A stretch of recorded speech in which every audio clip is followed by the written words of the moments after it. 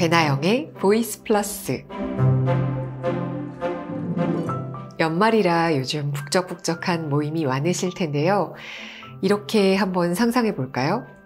12월을 맞아서 동창회가 열렸다고 칩시다. 모임에 나갔을 때 누군가가 나를 반겨준다는 사실은 어떻게 느낄 수 있을까요? 그 장소에 들어갔을 때 나를 발견한 누군가의 모습을 보고 느낄 수 있겠죠. 눈이 마주쳐도 그냥 가볍게 고개를 끄덕하고 계속 옆 사람하고 이야기를 하는 사람도 있을 거고요. 또 손을 흔들면서 왔냐고 아는 체를 하는 사람도 있을 거예요.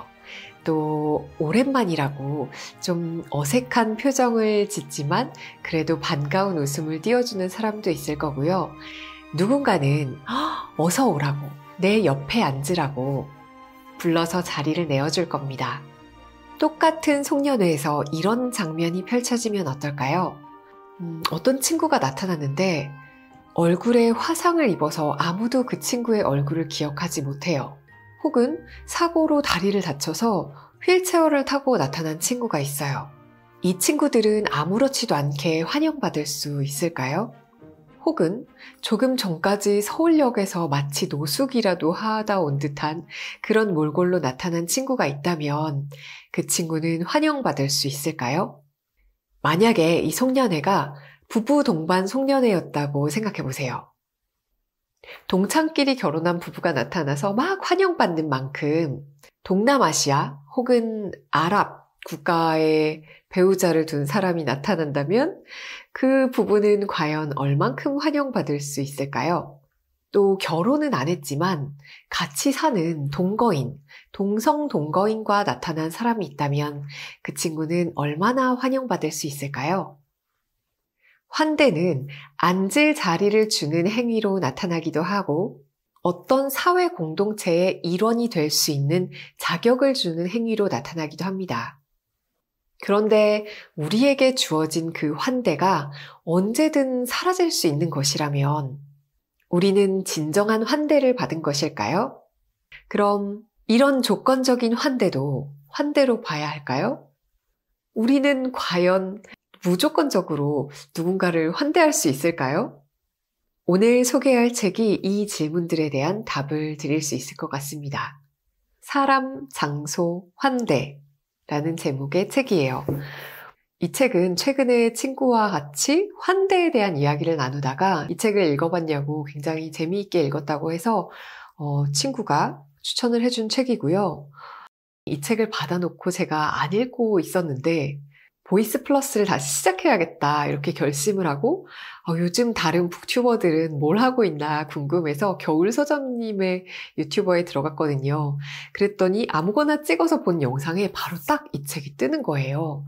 그래서 이 책과 저는 엄청난 인연이 있나 보다 라고 생각하게 만드는 그런 일들이 있었어요. 처음부터 끝까지 책이 엄청난 논리적인 힘을 가지고 굉장히 유기적으로 얽혀 있어서 사실 어느 부분을 발췌해서 읽어드리기가 굉장히 고민이 되었어요. 그림자를 판 사나이라는 재미있는 그 소설에 빗대어 프롤로그를 쓰셨는데 이 프롤로그도 굉장히 인상적으로 읽었고요.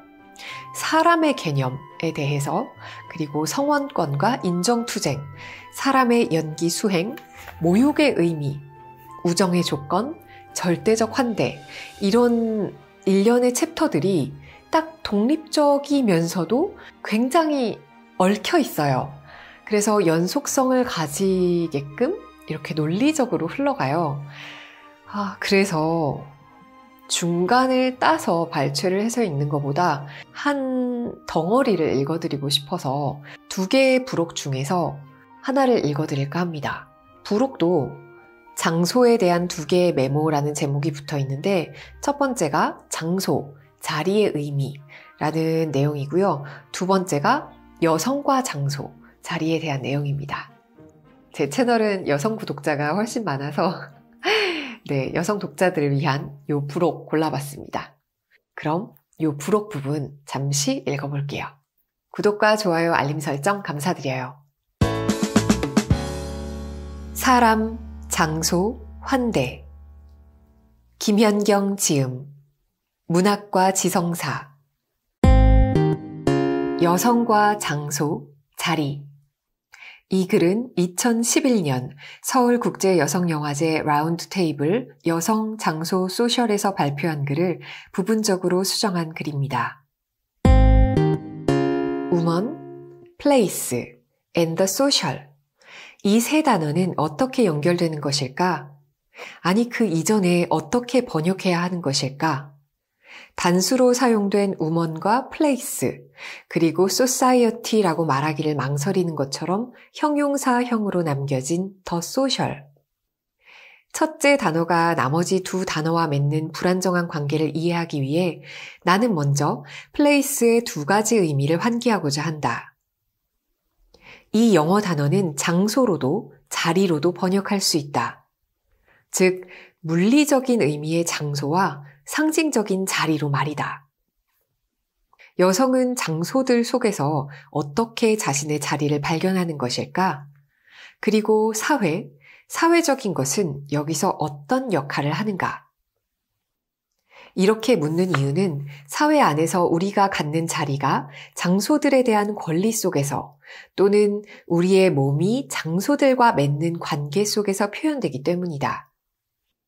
물리적인 의미에서 사회는 하나의 장소이며 사회의 구성원이 된다는 것은 곧 이 장소에 대해 권리를 갖는다는 것, 손님이자 주인으로서 환대받을 권리와 환대할 권리를 갖는다는 것이다. 예를 들어 서울역의 노숙자들, 그들은 갈 데가 없어서 거기 있는 것인데 갈 데가 없다는 표현은 그들이 이 사회 안에서 갖고 있는 자리의 위태로움을 드러낸다. 그들의 자리는 심지어 행정 서류상에서도 말소되어 있곤 한다. 법적으로는 존재하지 않기로 되어 있지만 부당하게도 공간을 차지하고 있는 중이기에 그들은 가능한 한 스스로를 눈에 띄지 않게 하려고 애쓴다. 나뭇가지로 변신하는 벌레들처럼 종이상자나 신문지를 덮고 꼼짝 않고 누워서 무생물처럼 보이게 하는 것이다.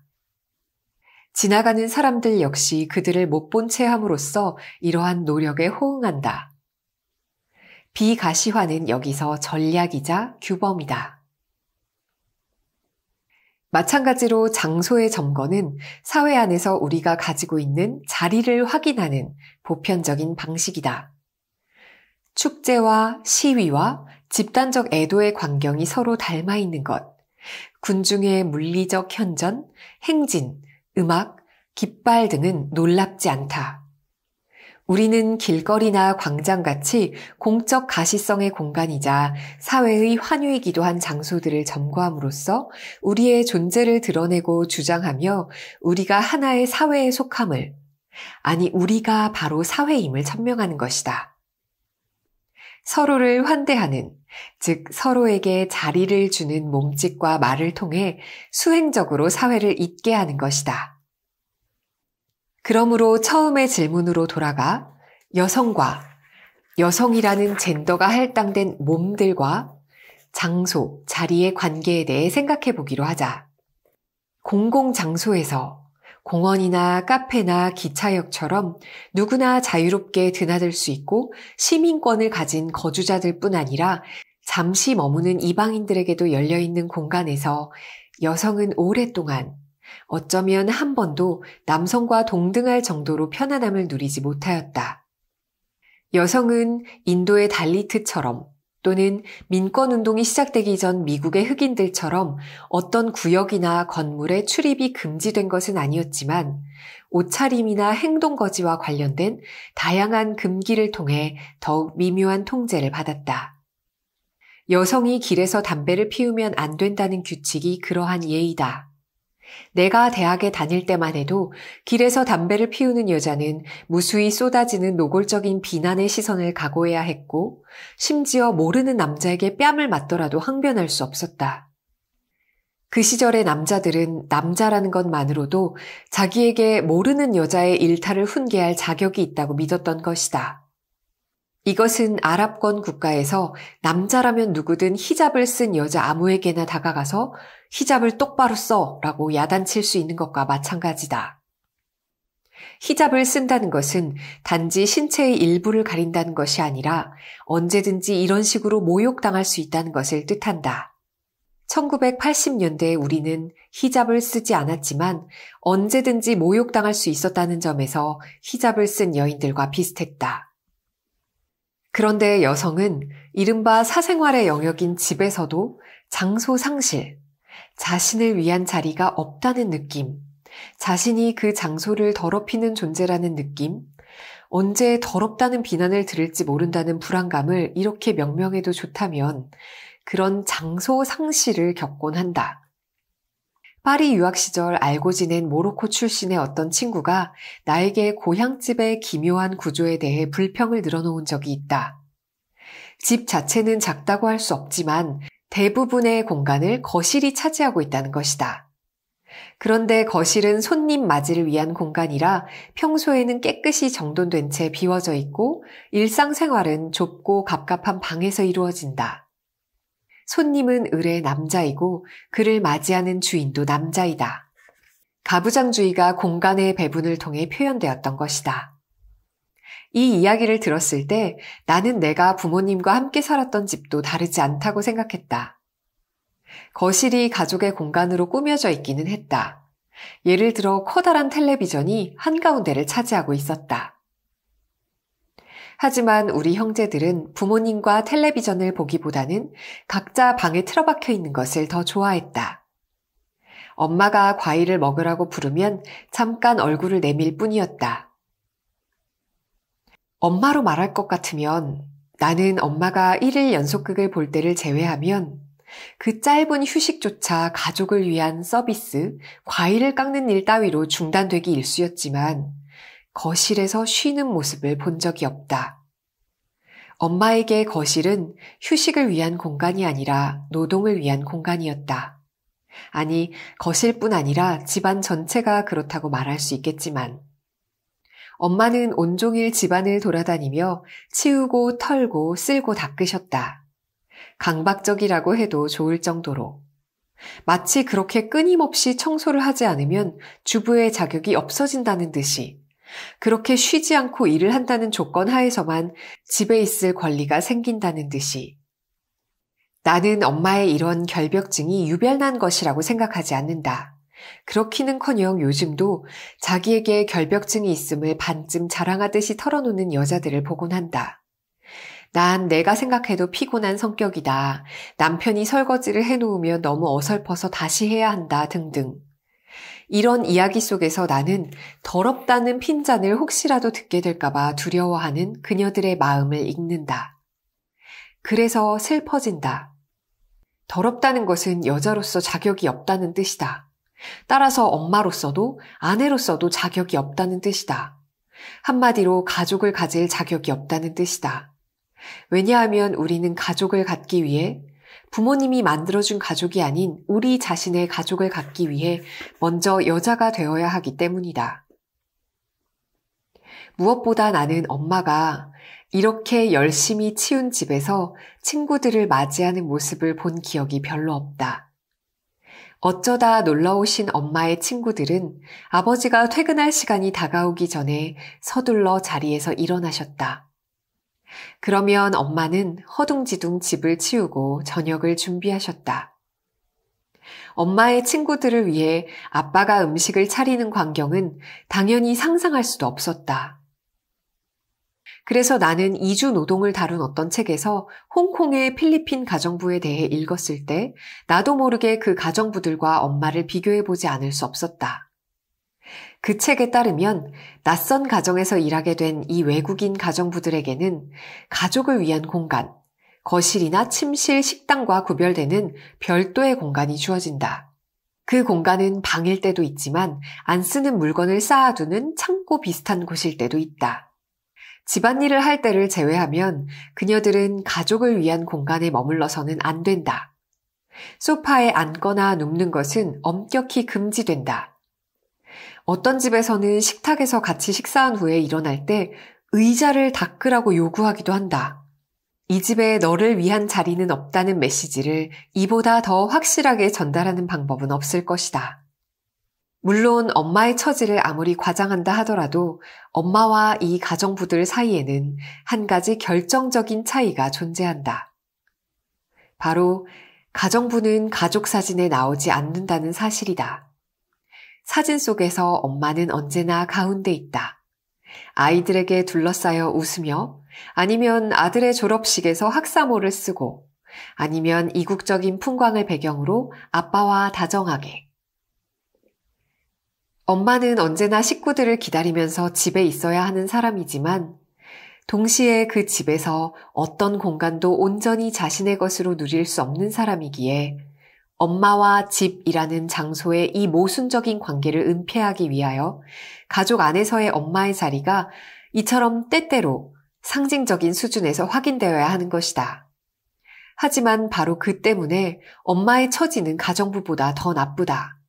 가족을 위해 보이지 않는 존재가 되어야만 가족으로 인정받을 수 있다는 모순적인 명제가 엄마의 행동을 이중구속으로 몰아넣으며 엄마의 일생 전체를 하나의 질문으로 변형시키기 때문이다. 가족 안에서 나의 진짜 자리는 어디인가? 이런 것은 모두 엄마 세대에나 해당되는 이야기일까? 페미니즘의 물결 속에서 나고 자란 세대로서 우리는 그런 문제가 저개발 국가의 여성들 또는 이주 여성들에게나 해당되며 우리 자신과는 무관하다고 당당하게 말할 수 있을까? 우리는 남자들과 똑같이 공부했고 학위와 자격증을 땄고 직업을 얻었다.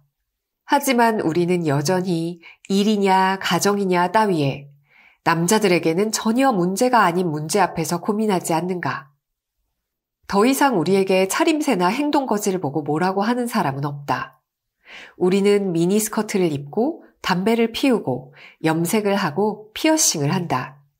우리는 우리가 입고 싶은 대로 입고 하고 싶은 대로 한다. 하지만 우리는 여전히 성폭행을 두려워하며 밤거리를 걷지 않는가? 나는 여성의 지위 향상을 너무 과장해서는 안 된다고 생각한다. 성공한 여성과 성공하지 못한 여성의 차이는 성공한 흑인과 성공하지 못한 흑인의 차이와 비슷하다. 그들은 결국 여성이며 흑인인 것이다. 성폭행 당하는 여성의 수가 백인 우월주의자에게 습격당하는 흑인의 수보다 더 많다는 점에서 여성은 흑인보다 못한 처지라고 할 수도 있다. KKK단의 린치가 인간의 공격 본능으로 설명될 수 없는 것처럼 성폭행은 남성의 성욕으로 설명될 수 없다.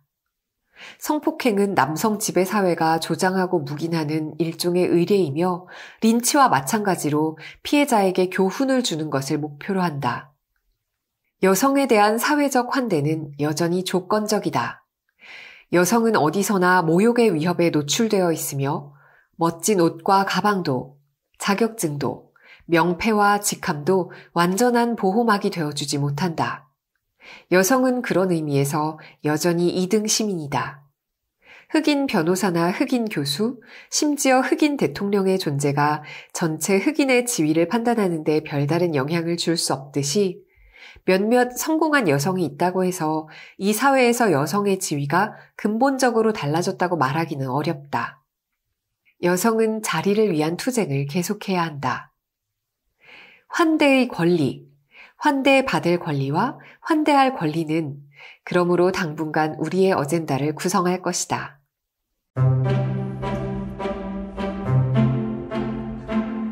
자리를 내어준다는 것, 그리고 그 사람을 인정한다는 것은 그 자리에 딸린 권리를 인정한다는 뜻이기도 합니다. 권리를 주장할 권리를 인정한다는 뜻이기도 해요. 환대에 의해 우리는 사회의 구성원이 되고 권리들에 대한 권리를 갖게 됩니다. 모든 사람은 세상에 태어남과 동시에 사회 속으로 들어갑니다. 그래서 이 책에서는 무조건적인 환대가 현대 사회의 기본 원칙이라고 말합니다. 이 책을 읽으면서 우리가 사람일 수 있는 조건과 장소, 그리고 절대적 환대에 대해서 생각해보는 시간 가지셨으면 좋겠습니다. 성장하는 하루 되시길 바라요. 그럼 우리는 다음 주에 만나요. 안녕!